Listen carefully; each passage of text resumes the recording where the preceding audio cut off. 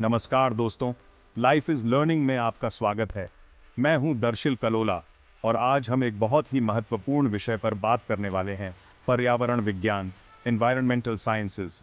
यह विषय न केवल आपके परीक्षा के लिए बल्कि हमारे पर्यावरण और भविष्य के लिए भी बहुत महत्वपूर्ण है। आज के वीडियो में हम निम्नलिखित विषयों को कवर करेंगे: इकोसिस्टम, प्रदूषण और इसके प्रकार, जलवायु परिवर्तन, नवीकरणीय ऊर्जा स्रोत। तो चलिए शुरू करते हैं। सबसे पहले बात करते हैं इकोसिस्टम की। इकोसिस्टम का मतलब होता है एक ऐसा तंत्र जहां जीवित और निर्जीव घटक एक दूसरे के साथ संपर्क में रहते हैं। इसमें पौधे, जानवर, माइक्रो ऑर्गेनिजम्स और उनके पर्यावरणीय कारक जैसे मिट्टी, पानी और हवा शामिल होते हैं। इकोसिस्टम इक्वल साइन जैविक घटक प्लस अजैविक घटक। इकोसिस्टम दो प्रकार के होते हैं: स्थलीय इकोसिस्टम, टेरेस्ट्रियल इकोसिस्टम जैसे जंगल, रेगिस्तान; जलमंडलीय इकोसिस्टम, एक्वाटिक इकोसिस्टम जैसे झीलें, नदियां। ये इकोसिस्टम संतुलन में रहकर पृथ्वी पर जीवन बनाए रखने में मदद करते हैं। अब बात करते हैं प्रदूषण की। प्रदूषण वह प्रक्रिया है जिसमें हानिकारक तत्व पर्यावरण में मिल जाते हैं और उसे नुकसान पहुंचाते हैं। प्रदूषण के मुख्य 4 प्रकार होते हैं: वायु प्रदूषण, एयर पोल्यूशन। यह तब होता है जब हानिकारक गैसें, धूल और धुएं हवा में मिल जाते हैं। इसका मुख्य कारण वाहन, उद्योग और ज्वलनशील पदार्थ हैं। जल प्रदूषण, वाटर पोल्यूशन। जब रसायन, प्लास्टिक और कचरा पानी में मिल जाते हैं तो वह पानी प्रदूषित हो जाता है। इसका मुख्य स्रोत फैक्ट्रियों का अपशिष्ट और सीवेज है। मृदा प्रदूषण, सॉइल पोल्यूशन। रासायनिक खाद, कीटनाशक और औद्योगिक कचरे से मिट्टी प्रदूषित हो जाती है।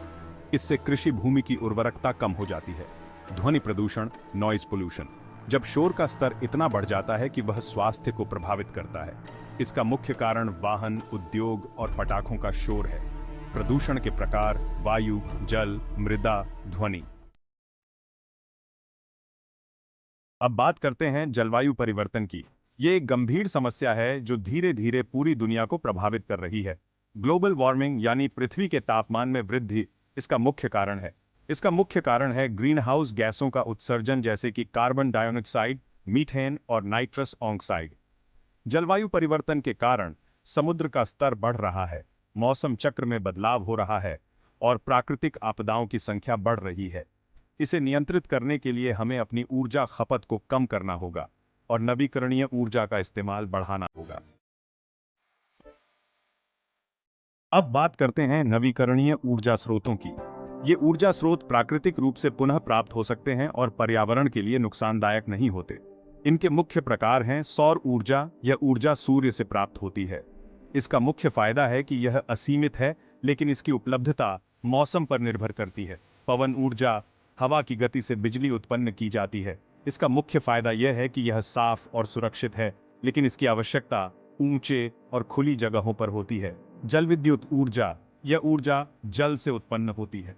इसके लिए बांधों का निर्माण किया जाता है, लेकिन इससे प्राकृतिक पर्यावरण में बदलाव हो सकता है।